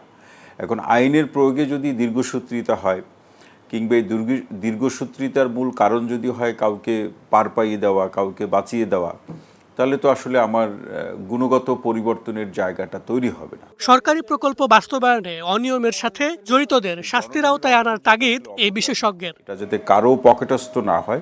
মাহাবুল ইসলাম, স্টার নিউজ, ঢাকা। 250 কন্টেইনার গায়েব হওয়ার ঘটনায় মুখোমুখি অবস্থানে চট্টগ্রাম বন্দর ও কাস্টমস। নিখোঁজ কন্টেইনারের ক্ষতিপূরণ দাবি করে কাস্টমসের দেয়া চিঠির জবাবে উল্টো 10,000 কোটি টাকা ক্ষতিপূরণ দাবি করেছে বন্দর কর্তৃপক্ষ। বহু বছর বিভিন্ন কন্টেইনার নিলাম না করায় বন্দরের এই ক্ষতি হয়েছে বলে দাবি করা হয়। আরও জানাচ্ছেন সৈয়দ তামিম মাহমুদ। চট্টগ্রাম বন্দর থেকে কাস্টমসের জব্দ করা 250টি কন্টেইনার নিখোঁজের খবর সামনে আসতেই এই দুই রাষ্ট্রীয় প্রতিষ্ঠানের বিরোধ এখন তুঙ্গে। নিলাম হওয়া পণ্য গায়েব হওয়ার ঘটনার সূত্র ধরে বন্দর কর্তৃপক্ষের কাছে 1,06,00,000 টাকার ক্ষতিপূরণ দাবি করে এই বছরের জানুয়ারির 20 তারিখ চিঠি দেয় কাস্টমস কর্তৃপক্ষ। চিঠির পাল্টা জবাবে চলতি মাসের 2 তারিখ এনবিআর চেয়ারম্যানের কাছে পাঠানো এক চিঠিতে বন্দর দাবি করে বছরের পর বছর নিলামযোগ্য কন্টেইনার ফেলে রেখে ইয়ার্ডের মূল্যবান জায়গা দখল করে রেখেছে কাস্টমস, যার ফলে গত 3 দশকে বন্দরের পুঞ্জীভূত আর্থিক ক্ষতির পরিমাণ দাঁড়িয়েছে প্রায় 8 থেকে 10,000 কোটি টাকা। আমাদের ভিতরে প্রায় 9,500 টিউজ কন্টেইনার অকশনেবল আছে, দীর্ঘদিন ধরে 12-13 বছর ধরে পড়ে আছে। এবং আপনারা জানেন যে আমি আসার পর থেকে বহুত চেষ্টা করেছি যে এগুলো কত দ্রুত অকশন করে বের করে দেওয়া যায়। এনবিআর কাস্টম থেকে এখানে অনেক অফিসার দিয়ে এইগুলোর ইনভেন্টরি কমপ্লিট করেছে। এখন ইনভেন্টরি করার পরে বোঝা যাচ্ছে যে কোন জায়গায় কোন কার্গো আছে। এই কার্গোগুলো কিন্তু বাইরে আপনার ভালো ডিমান্ড আছে। শুধু তাই নয়, বন্দরের চিঠিতে বলা হয় গত 30 জুন পর্যন্ত চট্টগ্রাম বন্দরের শেডে নিলামের অপেক্ষায় পড়ে আছে 1,24,799 প্যাকেজ এলসিএল কার্গো এবং 6,792 প্যাকেজ বাল্ক কার্গো। এছাড়াও চট্টগ্রাম বন্দরের পি শেডে পড়ে আছে 775 প্যাকেজ রাসায়নিক ও বিপজ্জনক কার্গো, যার মধ্যে 125 প্যাকেজ দীর্ঘদিন ধরে নিলাম বা ধ্বংসের জন্য রয়েছে। এর বাইরেও অতি জরাজীর্ণ ও মারাত্মক ঝুঁকিপূর্ণ অবস্থায় ইয়ার্ডে রয়েছে 44 একক বিপজ্জনক কন্টেইনার, যা ঝুঁকি বাড়াচ্ছে বন্দরের। তবে কাস্টমস কর্তৃপক্ষ বলছে আইন অনুযায়ী সব কার্যক্রম চলমান আছে। যখনই কোনো ক্লাসিফিকেশন, ভ্যালু বা অন্য কোনো ইস্যু নিয়ে যখনই কোনো প্রবলেমই হয়, তখন স্বাভাবিকভাবে শুল্ক আইনে প্রবলেম হয়, তখন এটা ড্যামারেজ হতে থাকে। তো বন্দর যেহেতু কাস্টোডিয়ান, স্বাভাবিকভাবে পণ্যটা সেখানেই থাকবে। তবে এক্ষেত্রে বন্দর এবং কাস্টমস দুটো সংস্থাই উদ্দেশ্য একই এবং অভিন্ন, দ্রুততমভাবে সেবা প্রদান করা। এদিকে কাস্টমসের 250 কন্টেইনার খুঁজে না পাওয়ার অভিযোগ প্রত্যাখ্যান করে গণমাধ্যমে একটি প্রতিবাদ লিপি পাঠিয়েছে চট্টগ্রাম বন্দর, যেখানে দাবি করা হয়েছে ইতিমধ্যে কাস্টমসকে বুঝিয়ে দেওয়া হয়েছে কন্টেইনারের হিসাব। Syed Tamim Mahmud, Star News, Chattogram. জমি খাজনা পরিষদ, নামজারি সহ ভূমি সেবার স্বচ্ছতা নিশ্চিত করতে সরকার চালু করেছে ডিজিটাল পেমেন্ট ব্যবস্থা। কিন্তু নীলফামারী জল ঢাকা উপজেলার ধর্মপাল ও শিমুলবাড়ি ইউনিয়ন ভূমি অফিসে সেই নিয়ম না মানার অভিযোগ উঠেছে। স্টার নিউজের হাতে এসেছে একাধিক ভিডিও, যেখানে সরকারি অফিস কক্ষে বসেই ঘুষ লেনদেনের দৃশ্য ধরা পড়েছে। অভিযোগ, অতিরিক্ত টাকা আর দালাল ছাড়া মিলছে না কাঙ্ক্ষিত সেবা। মাহমুদ রফিনের রিপোর্ট। অফিস কক্ষে বসেই সেবা প্রার্থীর উপস্থিতিতেই দালালের কাছ থেকে ঘুষের টাকা বুঝে নিচ্ছেন কর্মকর্তা। আবার সেবা প্রার্থী বেরিয়ে যাওয়ার পরপরেই সেই টাকার ভাগ তিনি তুলে দিচ্ছেন দালালের হাতে। নীলফামারীর জলঢাকা উপজেলার ধর্মপাল ও শিমুলবাড়ি ইউনিয়ন ভূমি অফিসে এই দৃশ্য যেন নিত্যদিনকার। সরকারি নিয়ম অনুযায়ী ভূমি সংক্রান্ত সকল সরকারি ফি পরিশোধের কথা ডিজিটাল মাধ্যমে, অথচ অভিযোগ উঠেছে এই দুই ইউনিয়নের দায়িত্বপ্রাপ্ত ইউনিয়ন ভূমি সহকারী কর্মকর্তা বলরাম রায় সেই নিয়ম উপেক্ষা করে সেবা প্রার্থীদের কাছ থেকে আদায় করছেন অতিরিক্ত অর্থ। স্টার নিউজের হাতে আসা একাধিক ভিডিওতে দেখা যায় কখনো বলরাম রায় নিজেই টাকা গ্রহণ করছেন, আবার কখনো তার পাশের চেয়ারে বসে টাকা নিচ্ছেন দালাল চক্র। কয়েকটি ভিডিওতে অফিসের ভেতরে দালালদের অবাধ বিচরণও দেখা যায়। কেউ নথিপত্র প্রস্তুত করছেন, কেউ সেবাপ্রার্থীর কাছ থেকে নিচ্ছেন টাকা। অভিযোগের সত্যতা যাচাইয়ে গোপনে যোগাযোগ করা হয় এক দালালের সাথে। তার বক্তব্যেও মিলেছে ঘুষ লেনদেনের সত্যতা। আমি 2,000 টাকা নিয়েছি, তাই না? আমাকে 1,000 টাকা চেক দিলে 225 টাকা। আর যাক চেক দিছি কছি যে তুই 2,000 দেন নাই, তুই বলছে কবু 2 টাকা না। ভুক্তভোগীদের অভিযোগ, সরকার নির্ধারিত ফির বাইরে অতিরিক্ত টাকা না দিলে কাজ হয় না, দালালদের মাধ্যমে না গেলে মিলছে না সেবা। টাকা নিচ্ছে 6,000, চেক দিছে 1800 অথবা 1900, আর পরের বার আবার একটা চেক কাটছি বড় চেক, তো ওটা মানে 1 রেকর্ড 82, ওটা টাকা নিচ্ছে 3000, চেক দিছে 1800। অনুরোধ করে কয়েকদিন ঘুরেছি, ঘুরার পরে আমরা তারপর টাকা দিয়েছি আমি 5,000 টাকা, চেক দিছে আমাকে মনে করো 1700 টাকা। বলরাম স্যারের কাছে গেছিলাম না, বলরাম স্যার বলতেছে আমার 35,000 টাকা দরকার। ওনার যে মনে যে সহযোগিতার লোক যে আছে উনি কিন্তু আমার কাছে 10,000 টাকা 13,000 টাকা চাষে দরকার। অনেক সমস্যা, মানে খালি টাকায় চায়, তাহলে এইভাবে গরিব মানুষ বাবা বাঁচবে। তবে এসব অভিযোগ অস্বীকার করেছেন ইউনিয়ন সহকারী ভূমি কর্মকর্তা বলরাম রায়। তার দাবি, তাকে পরিকল্পিতভাবে ফাঁসিয়েছে অফিসেরই একজন দালাল। দালাল তারও কাজ করে দেয় যে নাগরিক, হ্যাঁ, তারও কাজ করে দিতে হয় আমাদের এখানে কাজ করে না দিলে উল্টো আমাদেরকেই মনে করো হুমকি ধামকি দেয় যে আপনি সরকারি চাকরি করতে আসছেন, কেন কাজ করে দিবেন না। তদন্তে অভিযোগের সত্যতা পেলে ওই কর্মকর্তার বিরুদ্ধে আইন অনুযায়ী ব্যবস্থা নেওয়া হবে বলে জানিয়েছেন জেলা প্রশাসক। মোবাইল ব্যাংকিংয়ের মাধ্যমে অথবা অ্যাপসের মাধ্যমে করতে হবে, সে সরাসরি কোনো টাকা সে লেনদেন করবে না, করার সুযোগ নেই। যে ঘটনাগুলো বললেন, যে ভিডিওর কথা বললেন, আমি দেখব, আপনারা আমাকে একটু প্রোভাইড করবেন, আমি যাচাই করে দেখব, যদি তার সত্যতা পাওয়া যায় অবশ্যই সে পানিশমেন্টের আওতায় চলে আসবে। ভিডিও ধারণকারী ব্যক্তিকে বিভিন্নভাবে হুমকি দেওয়ার অভিযোগেরও অস্বীকার করেছেন বলরাম রায়। মাহমুদ রাফিন, স্টার নিউজ, নীলফামারী। দেখছেন গুড মর্নিং বাংলাদেশ, ফিরছে একটু পর, সঙ্গেই থাকুন।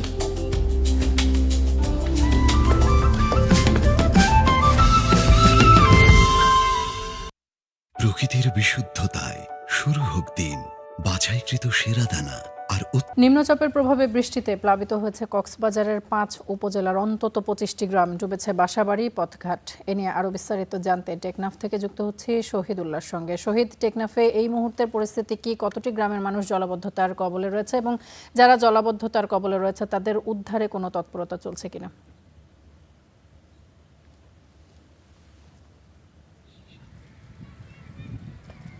তামান্না, গত কয়েকদিনে ভারী বৃষ্টির কারণে টেকনাফ উপজেলায় প্রায় শত শত ঘর বাড়ি পানিবন্দী হয়ে পড়ে।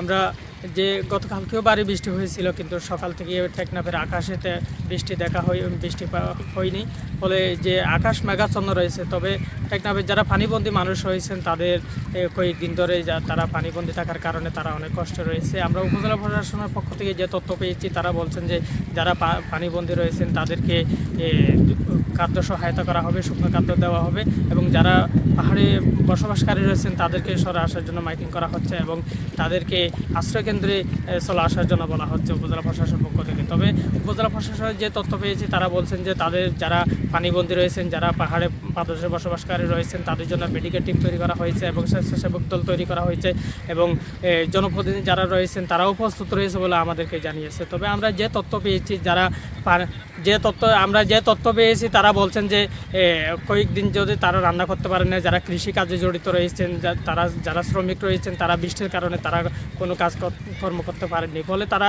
কষ্ট রয়েছে বলে আমাদেরকে জানিয়েছেন। তবে যে আজকের আবহাওয়াটা যদি বলতে যাই, তবে আজকে আকাশ মেঘাচ্ছন্ন রয়েছে, তবে সকাল থেকে বৃষ্টি নেই টেকনাফের আকাশে। তবে সেই কারণে অনেকাংশ পানি নেমে যাচ্ছে।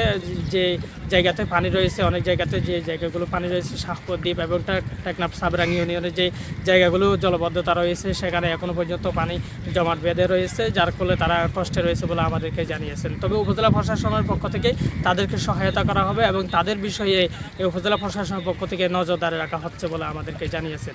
এই ছিল আমার কাছে টেকনাফ থেকে সব শেষ। শহীদুল্লাহ, অসংখ্য ধন্যবাদ আপনাকে আমাদের সঙ্গে যুক্ত হবার জন্য। বর্ষা এলেই মৃত্যুপুরীতে পরিণত হয় কক্সবাজার এবং পার্বত্য অঞ্চল। থামছেই না পাহাড় ধসে প্রাণহানি। প্রশাসনের হিসেবে গত 1 দশকে মারা গেছেন অন্তত 259 জন।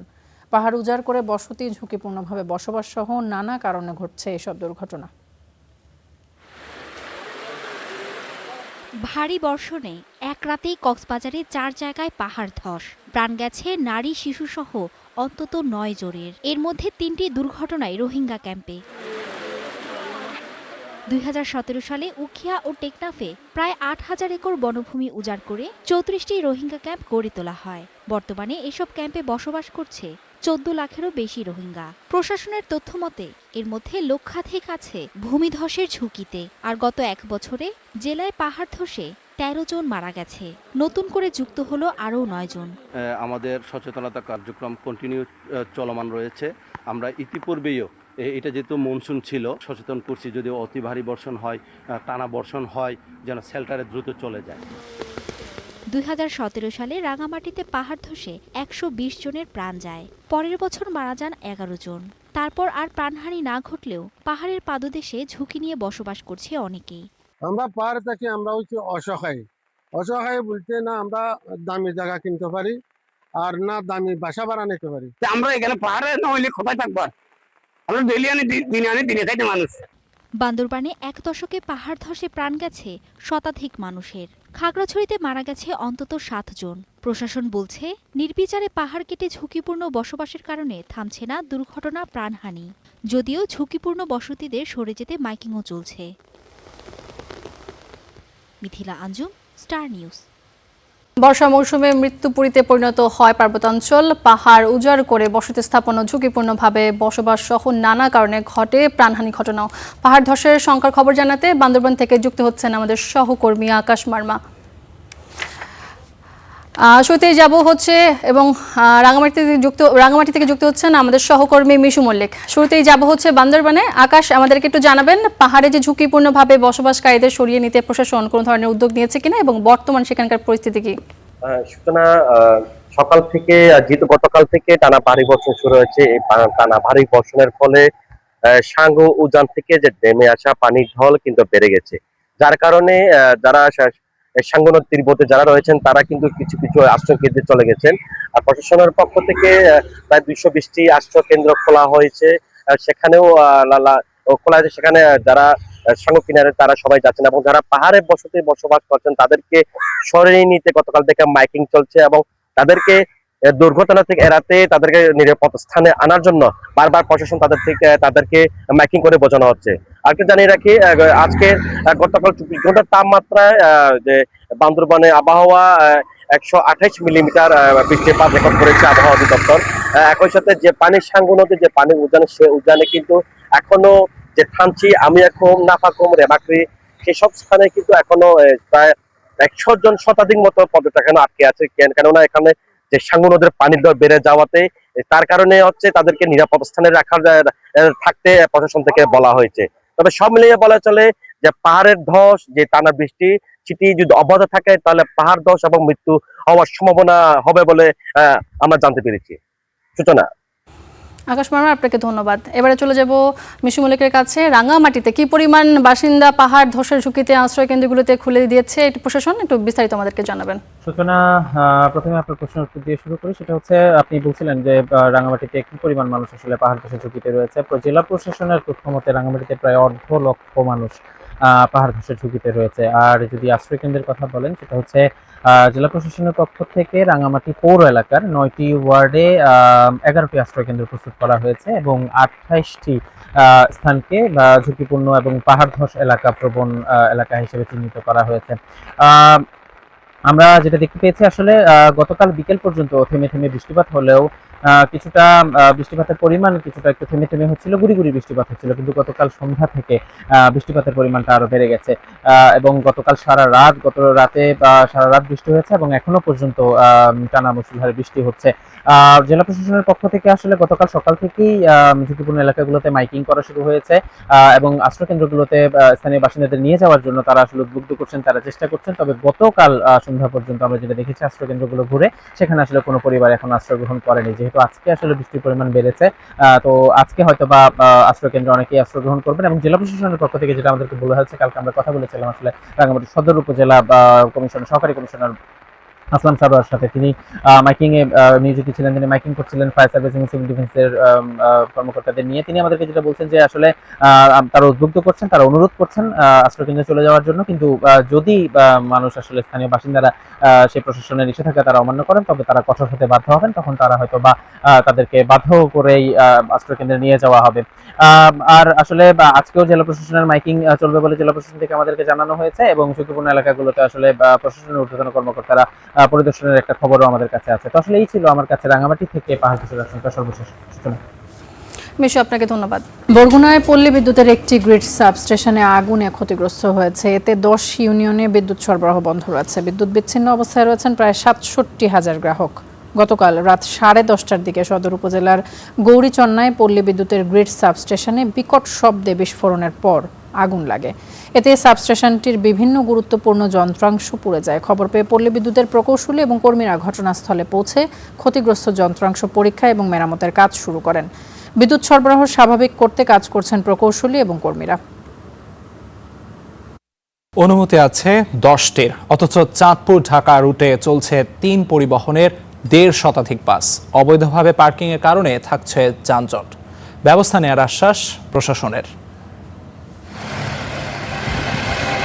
নির্ধারিত টার্মিনাল নয়, অথচ চাঁদপুর পৌরসভার বাবুরহাট এলাকায় পার্কিং করা জৈনপুর এক্সপ্রেস, মতলব ও জৈনপুর পরিবহনের বাস। এখান থেকেই বছরের পর বছর ধরে যাত্রী তুলছে পরিবহনগুলো। তার প্রভাব পড়ছে যান চলাচলে, লেগে থাকছে যানজট। আমাদের 3 কোম্পানি তো, জৈনপুর এক্সপ্রেস একটা আছে, পরিবহন একটা আছে, আর মতলব 10 মিনিট পর একটা সার্ভিস। তো ঘন্টা 6 গাড়ি, তা আধা ঘন্টা পর আমরা পাই। তাহলে ঘন্টা 2 গাড়ি হইলে 30 গাড়ি চলে সারাদিন। সবার গাড়ির রোড পারমিট অ্যাকুরেট আছে। এখানে হচ্ছে আপনার কাউন্টার আর স্ট্যান্ড হয়েছে আপনার সবগুলো হয়েছে মুন্সিরহাটে। কয়েক বছর আগে মাত্র 10টি বাসকে ঢাকা মুন্সিরহাট রুটে চলাচলের অনুমতি দেয় জেলা প্রশাসন। সেখানে বর্তমানে চলছে 1.5 শতাধিক। অবৈধভাবে পার্কিং ও অনুমতি ছাড়া বাস চালানোর বিষয়ে ব্যবস্থা নেওয়ার আশ্বাস প্রশাসনের। বাবুরহাট মতলব রোডের মাথার এলাকায় যে বাস স্ট্যান্ডগুলো আমাদের জায়গায় অবৈধভাবে বাস পার্কিং করে, তো এটার বিষয়ে আমরা একটা উচ্ছেদ অভিযানের একটা লিস্ট করছি। এই লিস্টটা আমরা জেলা প্রশাসনে পাঠাবো, তারপরে জেলা প্রশাসনের সহায়তা নিয়ে এটা আমরা উচ্ছেদ অভিযান চালাবো এবং এই কার্যক্রম অব্যাহত থাকবে। আমাদের পূর্ববর্তী আরটিসি মিটিংয়ে কী সিদ্ধান্ত দেওয়া হচ্ছে সেটা যাচাই করে আমি এটা তদন্তপূর্বক অবশ্যই ব্যবস্থা নেব। রুট পারমিট ছাড়া কোনো গাড়ির রাস্তায় সড়কে চলাচলের কোনো সুযোগ নেই। সম্প্রতি এসব পরিবহনের কয়েকটি বাস দুর্ঘটনার শিকার হয়েছে। কাদের পলাশ, স্টার নিউজ, চাঁদপুর। পটুয়াখালী সংলগ্ন বঙ্গোপসাগরের ঝড়ের কবলে মাছ ধরার ট্রলার ডুবে 6 জেলে নিখোঁজ হয়েছেন। নিখোঁজদের উদ্ধারে অভিযান চালাচ্ছে কোস্টগার্ড ও নৌবাহিনী। পটুয়াখালী থেকে যুক্ত হচ্ছেন আমাদের সহকর্মী আব্দুল সালাম আরিফ। আমাদেরকে জানাবেন যে এই যে বঙ্গোপসাগরে যে উদ্ধার যে অভিযানে সব শেষ খবর সেটা আমাদেরকে কিছু জানাবেন এবং সাথে এটাও জানাবেন যে বৈরী আবহাওয়ার কারণে আসলে উদ্ধার কাজ আসলে কেমন হচ্ছে, ব্যাহত হচ্ছে কিনা একটু জানাবেন। জি, আপনাকে ধন্যবাদ। একটি বিষয় হচ্ছে যে গত কয়েকদিন থেকে যে পুরো দক্ষিণ উপকূলীয় এলাকায় দুর্যোগপূর্ণ আবহাওয়া বিরাজ করছে, এর ফলে গত 5 তারিখে কিন্তু পটুয়াখালীর গলাচিপার একদল জেলে যে সাগরে গিয়েছিল তারা কিন্তু দুর্যোগের ঝড়ের কবলে পড়ে তারা মূলত ট্রলারটি ডুবে যায় এবং সেখান থেকে 5 জন জেলে তীরে উঠতে পারলো, অন্য একটি ট্রলারের মাধ্যমে তীরে ফিরতে পারলো। বাকি 6 জনের আসলে সন্ধান পাওয়া যায়নি। মূলত বিষয় হচ্ছে যে নদীতে ট্রলার ডুবির ক্ষেত্রে যেমন উদ্ধার অভিযান করা যায়, সেই ক্ষেত্রে সাগরে কিন্তু এভাবে করা সম্ভব না, যেহেতু বিশাল সমুদ্র এলাকায় কিন্তু উদ্ধার অভিযান করতে পারে না। সেই ক্ষেত্রে দেখা যাচ্ছে যে স্থানীয়রা তারা ট্রলার নিয়ে তীরে সাধারণত খুঁজে থাকে স্বজনদের। আরেকটি বিষয় হচ্ছে যে কোস্টগার্ড এবং নৌবাহিনী তারাও কিন্তু এই মুহূর্তে তাদের পক্ষ থেকে বলা হয়েছে তারা অভিযান পরিচালনা করবে, কিন্তু আমরা খোঁজ খবর নিয়ে দেখেছি আসলে সমুদ্র এলাকায় এখন দুর্যোগপূর্ণ আবহাওয়ার কারণে কিন্তু সমুদ্র বেশ উত্তাল রয়েছে, যে কারণে সেভাবে কিন্তু উদ্ধার অভিযানও পরিচালিত হচ্ছে না। আমরা স্বজনদের খোঁজ খবর নেওয়ার চেষ্টা করেছি। এই 6টি জেলে পরিবার তারা কিন্তু উদ্বেগ উৎকণ্ঠার মধ্যে রয়েছে, কারণ যারাই সাগরে নিখোঁজ হয়েছেন ট্রলার ডুবিতে তারা সকলেই কিন্তু একই এলাকার, বিশেষ করে সকলেই গলাচিপা উপজেলার বিভিন্ন এলাকার বাসিন্দা এবং ট্রলার মালিক সহ 5 জন উদ্ধার হলেও বাকি 6 জন যে নিখোঁজ হয়েছেন তাদের উদ্ধারের স্বজনদের দাবি ছিল যে নৌবাহিনীর যাতে জাহাজ রয়েছে যারা বড় ধরনের উদ্ধার অভিযান পরিচালনা করতে পারে তাদেরকে সেখানে যেন নিয়োজিত করা হয়। অবশ্য এ বিষয়ে স্থানীয় সাংসদ যিনি বৈদেশিক কর্মসংস্থান প্রতিমন্ত্রী নুরুল হক নূর, তিনি একটি বার্তা দিয়েছেন যে কোস্টগার্ড এবং নৌবাহিনীর সাথে তার কথা হয়েছে, তারা দ্রুত সময়ের মধ্যেই এই জেলেদের উদ্ধারের জন্য অভিযান শুরু করবে। ঘটনাটি গত 5 তারিখে হলেও এটি কিন্তু গতকালকের বিকেল নাগাদ এটি গণমাধ্যম বা স্থানীয়রা জানতে পেরেছে, যে কারণে সরকারের পক্ষ থেকে এই বিষয়ে আজ হয়তো আনুষ্ঠানিক কোনো উদ্যোগ গ্রহণ করা হবে এবং আমরা সেটি আপডেট রাখার চেষ্টা করছি। পরবর্তীতে হয়তো সেটা আমরা জানাতে পারবো। সব মিলিয়ে পটুয়াখালীর ছিল সর্বশেষ। আরিফ, আপনাকে ধন্যবাদ। কৃত্রিম বুদ্ধিমত্তা বা এআই এর উত্থান এবং প্রযুক্তি প্রতিষ্ঠানগুলোর শেয়ারের দাম বেড়ে বিশ্বে বিলিয়নারের সংখ্যা নতুন রেকর্ড করেছে। চলতি বছর নতুন করে কোটিপতির সংখ্যা বেড়ে মোট বিলিয়নারের সংখ্যা এখন ৩,৫০০ ছুঁই। অন্যদিকে প্রতিনিয়ত বাড়ছে ধনী গরিবের সম্পদের ব্যবধান। একসময় শতকোটিপতি বা বিলিয়নিয়ার হওয়ার ঘটনা ছিল বিরল, কিন্তু এখন পরিস্থিতি বদলে গেছে। প্রতি বছরই সম্পদের পাহাড় গড়ছেন মুষ্টিমেয় ধনকুবেররা। সুইজারল্যান্ড ব্যাংক UBS এর সবশেষ গবেষণা বলছে, গেল এক বছরে বিশ্বে বিলিয়নিয়ারের সংখ্যা 13% বেড়ে ৩,৩০২ জনে উঠেছে। গত বছর বিশ্বে লাখপতির সংখ্যাও বেড়ে ৫,৭৫,০০,০০০ ছাড়িয়েছে। গবেষণা বলছে, বর্তমান ধারা অব্যাহত থাকলে ২০৩১ সালের মধ্যে বিশ্বে বিলিয়নিয়ারের সংখ্যা প্রায় ৪,০০০-এ পৌঁছাতে পারে। প্রশ্ন হলো, এত দ্রুত ধনীদের সংখ্যা বাড়ছে কেন? বিশ্লেষকদের মতে এর পেছনে সবচেয়ে বড় কারণ কৃত্রিম বুদ্ধিমত্তা খাতের বিস্ফোরক প্রবৃদ্ধি, প্রযুক্তি কোম্পানিগুলোর শেয়ারের রেকর্ড মূল্য বৃদ্ধি ও বৈশ্বিক শেয়ার বাজারের ঊর্ধ্বমুখী ধারা। কিন্তু এই প্রবৃদ্ধির সুফল কি সাধারণ মানুষও সমানভাবে পাচ্ছেন? বাস্তবতা বলছে, সাধারণ মানুষের গড় সম্পদ কিছুটা বাড়লেও তা মূলত মূল্যস্ফীতি, উচ্চ জীবনযাত্রার ব্যয় ও সীমিত আয় বাড়ার কারণে অনেকটাই গায়েব হয়ে যাচ্ছে। অধিকাংশ মানুষের আয় আসে বেতন থেকে, আর অতি ধনীদের সম্পদ বাড়ে শেয়ার, ব্যবসা ও বিভিন্ন বিনিয়োগের মূল্যমান বাড়ার মধ্য দিয়ে। ফলে সম্পদ বাড়ার গতি দুই শ্রেণীর মানুষের মধ্যে একেবারেই ভিন্ন। বিশেষজ্ঞরা বলছেন, বর্তমানে সম্পদ থেকে সম্পদ তৈরির সুযোগ ধনীদের জন্য অনেক বেশি। তারা বড় অঙ্কের বিনিয়োগ করতে পারেন, নিত্য নতুন প্রযুক্তি খাতে আগে থেকেই অংশ নিতে পারেন। এছাড়া বাজারের উত্থান থেকেও সর্বাধিক লাভবান তারা। অন্যদিকে মধ্যবিত্ত ও নিম্ন আয়ের মানুষের বড় অংশের কাছে বিনিয়োগের জন্য অর্থই থাকে না। ফলে বৈশ্বিক সম্পদ সৃষ্টির বড় অংশ চলে যাচ্ছে একগুচ্ছ মানুষের হাতে। এ প্রবণতার ফলেই বৈশ্বিক বৈষম্য আরও প্রকট হচ্ছে। ধনীদের সম্পদ বেড়ে পাহাড় সম হলেও সাধারণ মানুষের গড় ব্যক্তিগত সম্পদ মাত্র 10.8% বেড়েছে। Roksana Rimi, Star News. তেহরানে ঐতিহাসিক শোক মিছিল শেষে আয়াতুল্লাহ খামেনির কফিন নেওয়া হয়েছে ইরানের পবিত্র নগরী কোমে। আজ সেখানে জানাজা এবং শোকানুষ্ঠান হবে। রাতেই লাখ লাখ মানুষ জমায়েত হয়েছেন। আগামীকাল ইরাকের নাজাফ এবং কারবালায় বিশেষ বিদায় এবং জানাজার আয়োজন করা হয়েছে। সেখানে যোগ দেবেন ইরানের প্রেসিডেন্ট মাসুদ পেজেশকিয়ান। এরপর খামেনির মরদেহ ফিরিয়ে নেওয়া হবে ইরানে। বৃহস্পতিবার জন্মস্থান মাশহাদে দাফন করা হবে তাকে। সরকারি ব্যবস্থাপনা কমিটি জানিয়েছে, শহীদ নেতার ওসিয়ত অনুযায়ী মাশহাদের ইমাম রেজা মাজার প্রাঙ্গণে চিরনিদ্রায় শায়িত হবেন তিনি। ইরানের সাবেক সর্বোচ্চ ধর্মীয় নেতা আয়াতুল্লাহ আলী খামেনির রাজকীয় শেষ বিদায় শুধু রাষ্ট্রীয় আনুষ্ঠানিকতাই নয়, এটি শিয়া ইসলামের ইতিহাস, ধর্মীয় কৃতিত্ব এবং ইরানের আদর্শিক অবস্থানকে তুলে ধরার এক প্রতীকী যাত্রা।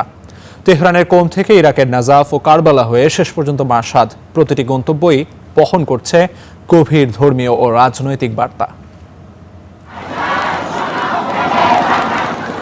তেহরানের গ্র্যান্ড মোসাল্লা থেকে শুরু হওয়া আয়াতুল্লাহ আলী খামেনির শেষ যাত্রার প্রথম গন্তব্যস্থান কোম শহর। ইরানের শিয়া ধর্মীয় শিক্ষার প্রধান কেন্দ্র হিসেবে পরিচিত কোম 1979 সালের ইসলামী বিপ্লবের আগে থেকেই আয়াতুল্লাহ রুহুল্লাহ খোমেনির পক্ষে বড় আন্দোলন গড়ে উঠেছিল, আর সেই আন্দোলনেরও অন্যতম সংগঠক ছিলেন আলী খামেনি।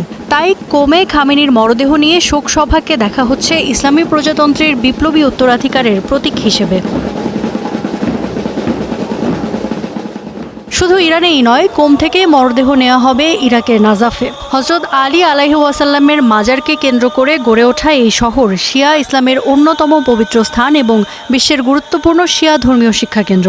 নাজাফকে গোটা শিয়া বিশ্বের ধর্মীয় কর্তৃত্বের প্রতীক হিসেবেও বিবেচনা করা হয়। তাই এই শহরে আনুষ্ঠানিকতা পালন খামেনিকে আন্তর্জাতিক শিয়া নেতৃত্বের ধারাবাহিকতার সঙ্গে যুক্ত করার একটি বার্তা হিসেবেও দেখা হচ্ছে। নাজাফ থেকে যাত্রা যাবে কারবালায়। ইমাম হুসাইন আলাইহি ওয়াসাল্লামের শাহাদাতের স্মৃতি বিজড়িত এই শহর শিয়া ইসলামের আত্মত্যাগ, ধৈর্য ও অন্যায়ের বিরুদ্ধে প্রতিরোধের সবচেয়ে শক্তিশালী প্রতীক। বিশ্লেষকরা বলছেন, কারবালায় শোকযাত্রার আনুষ্ঠানিকতা খামেনির জীবদ্দশায় উচ্চারিত প্রতিরোধ ও ত্যাগের আদর্শের সঙ্গে তার স্মৃতিকে যুক্ত করছে। সবশেষে মরদেহ ফিরিয়ে নেওয়া হবে ইরানের মাশহাদে। ইমাম রেজা আলাইহি ওয়াসাল্লামের মাজার সংলগ্ন এই শহর ইরানের সবচেয়ে বড় তীর্থস্থান। একই সঙ্গে এটি খামেনির জন্মশহরও। ফলে এখানে দাফন, তার ব্যক্তিগত জীবন, ধর্মীয় পরিচয় এবং জাতীয় নেতৃত্ব, এই তিনটিকেই এক সুতোয় গেঁথে দেয়। বিশ্লেষকদের মতে কোম, নাজাফ, কারবালা ও মাশহাদ এই চার নিয়ে শোকযাত্রার এমন একটি প্রতীকী রুট করা হয়েছে যা ইসলামী প্রজাতন্ত্রের আদর্শিক ভিত্তি, শিয়া ধর্মীয় কর্তৃত্ব এবং সীমান্তের বাইরে বিস্তৃত শিয়া পরিচয়ের বার্তা তুলে ধরে। একই সঙ্গে এটি ইরানের আঞ্চলিক মিত্রগোষ্ঠী বা অ্যাক্সিস অফ রেজিস্ট্যান্সের প্রতিও রাজনৈতিক সংহতির ইঙ্গিত বহন করে। ইফাতিরা, স্টার নিউজ। মিশরের president Abdel Fattah al Sisi বলেছেন, ফিলিস্তিনি ভূখণ্ডে ইসরায়েলের দখলদারিত্বের অবসান এবং স্বাধীন ফিলিস্তিন রাষ্ট্র প্রতিষ্ঠা না হওয়া পর্যন্ত ইসরায়েলের সাথে মিশরের সম্পর্ক স্বাভাবিক হবে না। মিশরের প্রেসিডেন্টের কার্যালয়ে এক বিবৃতিতে এই তথ্য জানানো হয়েছে। বিবৃতিতে মিশরের president Abdel Fattah al Sisi জানান, গাজায় দখলদারিত্বের অবসান, অন্যায় ও আগ্রাসন বন্ধ করা, অধিকৃত ভূমি প্রকৃত মালিকদের কাছে ফিরিয়ে দেওয়া এবং স্থায়ী শান্তি ও ফিলিস্তিন রাষ্ট্রের স্বীকৃতি ছাড়া ইসরায়েলের সঙ্গে স্বাভাবিক সম্পর্ক প্রতিষ্ঠা সম্ভব নয়। মিশরে উদ্বোধন হওয়া নতুন স্টেট স্ট্যাটিস্টিক কমান্ড সম্পর্কে সিসি বলেন, এটি মিশরের কমান্ড, নিয়ন্ত্রণ ও অপারেশনাল ব্যবস্থাপনায় এক বড় অগ্রগতি। এখানে আধুনিক প্রযুক্তি, নিরাপদ যোগাযোগ, গোয়েন্দা তথ্য সংগ্রহ ও বিশ্লেষণের কাজ চলবে।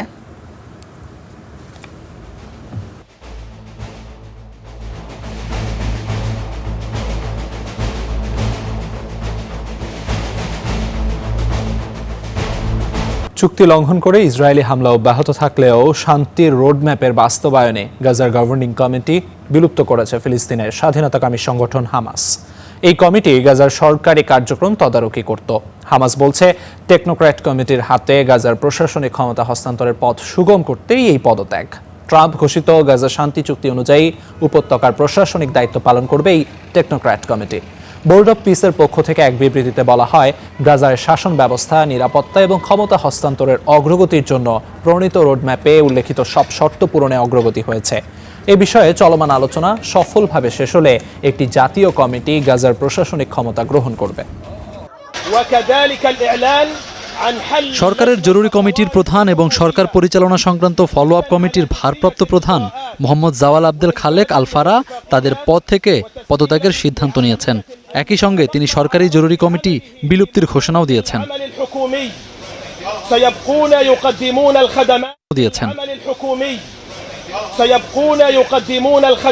পত্রিকাটা বলছে, গুড মর্নিং বাংলাদেশের একদম শেষ প্রান্তে আমরা চলে এসেছি। আর গুড মর্নিং বাংলাদেশের আজকের পুরো আয়োজন জুড়ে আপনাদের সঙ্গে ছিলাম আমি আমিরুল ইসলাম আলিফ, আমি ছিলাম সূচনা হাসান এবং আমি তাসফিয়া তামান্না। আগামীকাল দেখা হবে আবারও একই সময়। সে পর্যন্ত সঙ্গেই থাকুন, দেখতে থাকুন স্টার নিউজ। ধন্যবাদ।